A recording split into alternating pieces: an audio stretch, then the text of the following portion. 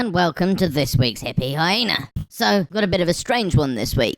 I came across this video because I was just mooching around in various YouTube comments sections, and I came across this dude, a complete head case, who was talking nonsense about the vaccine, about climate change, about economics. He was basically consistently wrong on every subject. He was obviously a kind of right-winger. And I discovered that YouTube's got this excellent feature where if you have a look at someone's profile, you can see what channels they were subscribed to.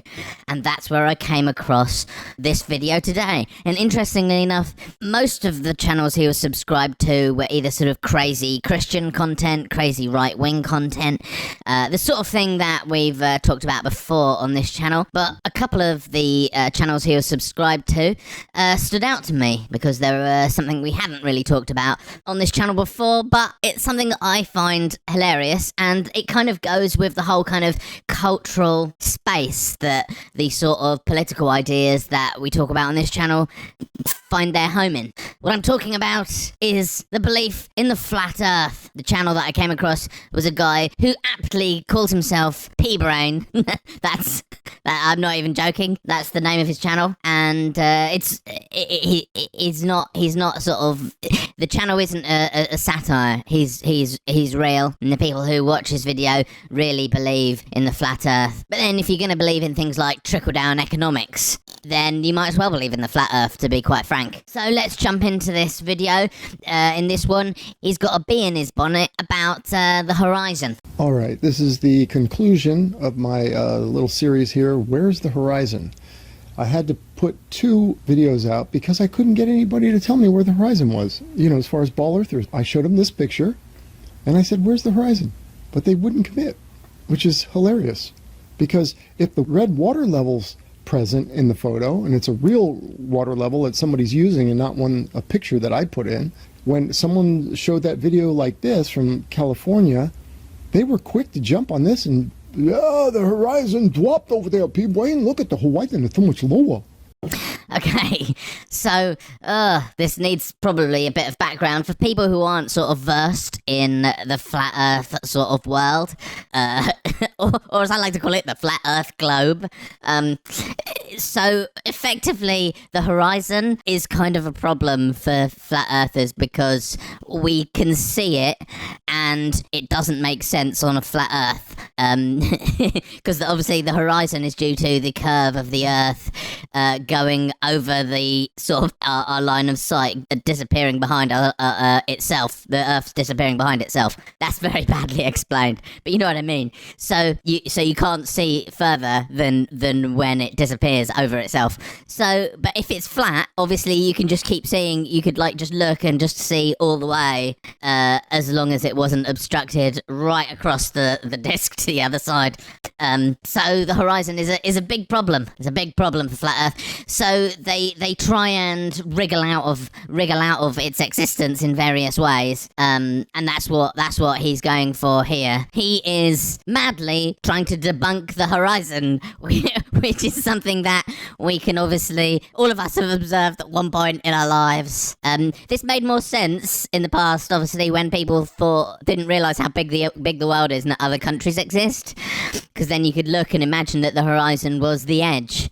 But now that we know that, like, there are places which are far away, the horizon's a big problem. And in a similar way to the way that right-wingers often behave towards any evidence they find, instead of looking at this evidence of the horizon and going sort of, well, that obviously debunks everything that I believe, so maybe I believe what I believe is wrong. Instead of doing that, they try and fight the evidence and sort of ignore it or misrepresent it in order to try and maintain their mad beliefs. And kind of mad beliefs in the face of overwhelming and inarguable evidence is kind of what the whole of Hippie Hyena, the project, is about. Well, no, but yeah, they were willing to point out the horizon. But now, when I showed them a picture, they wouldn't point out the horizon. All I asked, I said, just tell me where you think it is. That's all. Just all you can go by is this photo. So what he's got there is just a photo of like the horizon over the sea, but on a very sort of hazy day. So it's sort of difficult to determine where specifically it is. But like you can see that there's sea at the bottom of the picture and there's sky at the top of the picture. So the horizon is there. It's obviously there. It's just difficult to determine exactly precisely where it is. Like it's sort of it doesn't do anything. Who cares? Like it's just a picture that's difficult to see where it is. It's sort of the kind of mentality of like a literal baby when you're playing peekaboo and cover your face or their face with a towel, and before you remove it, they think their parent isn't there, and then when it's removed, you can see it there. Like sometimes things are there that you can't necessarily determine. Certainly in pictures, it's just a blurry picture. So what? Because unless you can see all the way across to like, you know, the other edge of the disc, the horizon is there, mate. You know, that's the issue. The issue is that like you can't see all the way across, because no matter where you draw the line of the horizon, specifically behind all this haze, there is some place that's sea, some place that's sky, and you can't see all the way to, you know, space. So I got one taker, Michael Dunleavy. He says, as I told you before, the horizon is between 4 and 6 on the graph. Now, actually, it's pretty cowardice because, okay, so what's between 4 and 6? 5. What's at number 5 here? What looks to be the horizon. No, it's not the same as saying 5, is it? Because what he's saying is there's a sort of gradient between the two, right? I mean, this is very specifically the kind of thinking which appeals to the sort of people who believe in the right-wing craziness that we cover on this channel, because it's sort of an inability to see nuance in any sense, that things are sort of either one way or the other, and there's no sort of gradient between the two, you know? And in actual reality, it's very, very, very unlikely that we can ever pinpoint something specifically to the atom, you know? There's always going to be a degree of margin of error, you know?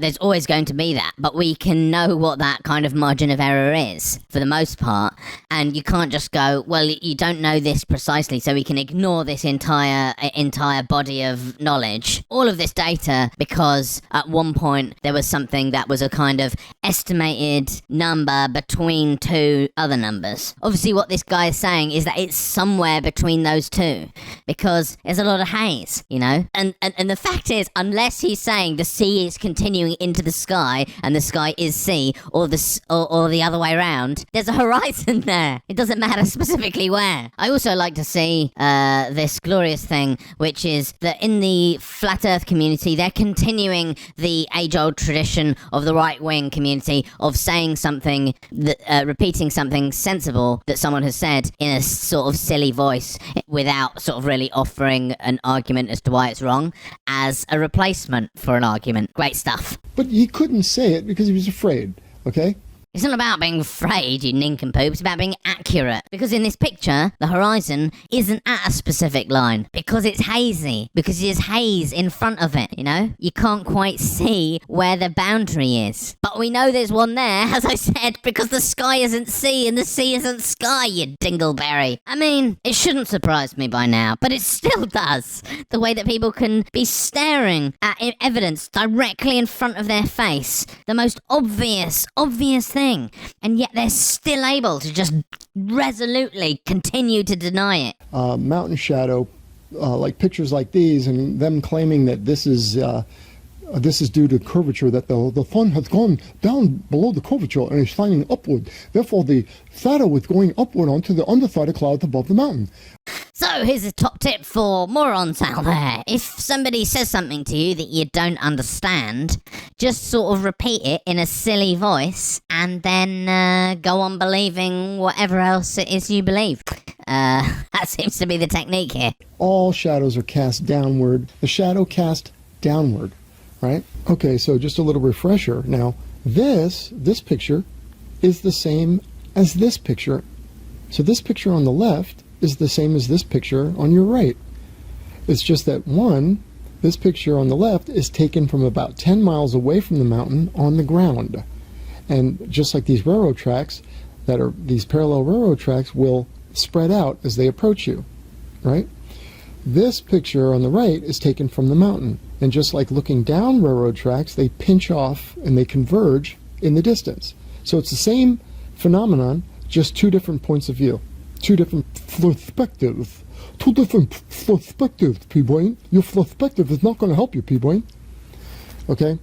So, just to explain, he thinks that the reason it looks like there's sort of shadows on the clouds is because when something is tall enough that it goes higher than the sort of vanishing point, which, let's not forget, is not a feature of the real world, but just a feature of, like, pictures and photographs, like drawings and so on. But his perspective is that when something is taller than the vanishing point, it gets pinched in by the vanishing point and then bulges back out up towards the sky above it, which is sort of a nice theory if you don't care about any information at all. It's completely information free. It's a total bizarre claim because people have seen these shadows being cast by mountains on clouds in real life with their eyes, but nobody's seen, like, for example, I don't know, the Empire State Building, the Eiffel Tower, the Shard or something being pinched in the middle and branching out because it's higher than our line of sight. Absolutely bizarre. And this idea that shadows are only ever cast down is so mad. Like, it's so easily testable and disprovable. Just like have a light, like a torch, in a dark room and shine it upwards onto your hand and see if it casts a shadow on your ceiling. Instantly debunked. Totally nuts. But I think it is sort of interesting, anyway, that this is the sort of content that the right-wing nutters on the YouTube comments, at least, are watching. This is what they're consuming. Because, to be fair, this sort of mad nonsense is no less mad than the sort of political mad nonsense they're consuming. Anyway, I hope you got something out of this video, and yeah, look after yourselves and each other. Hippie hyena out. Goodbye.